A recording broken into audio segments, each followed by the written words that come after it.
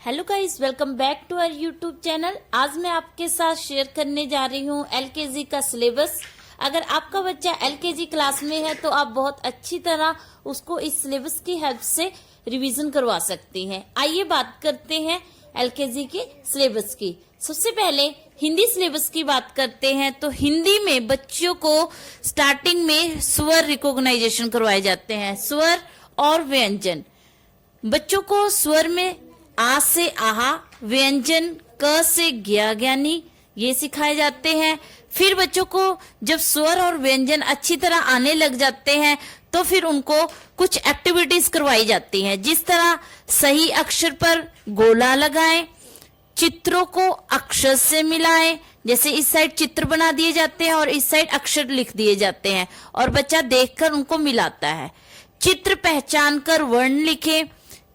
जैसे यहाँ पे आम बना दिया तो बच्चे ने लिखना है आ आम।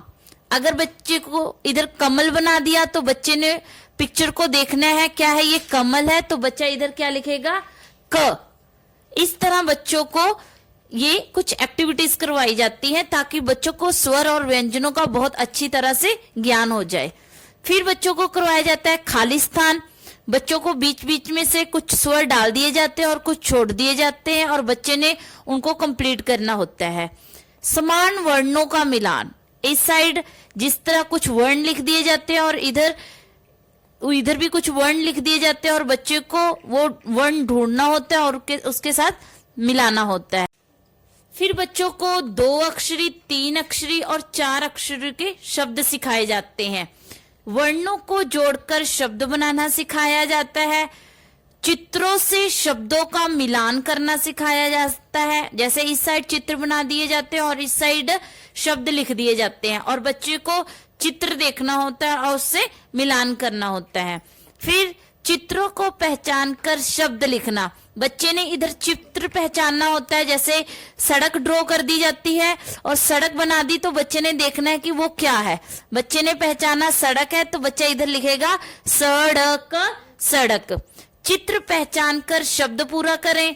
इधर चित्र बना दिए जाते हैं और शब्द लिख दिया जाता है तो बच्चे ने उस शब्द को कंप्लीट करना होता है।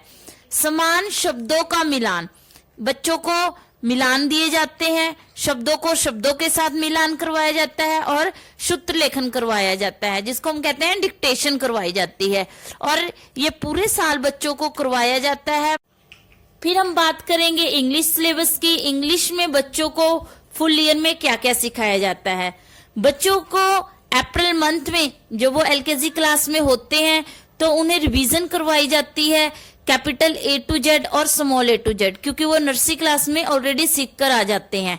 फिर बच्चों को कर्सिव राइटिंग की प्रैक्टिस करवाई जाती है, कैपिटल A to Z और स्मॉल A to Z।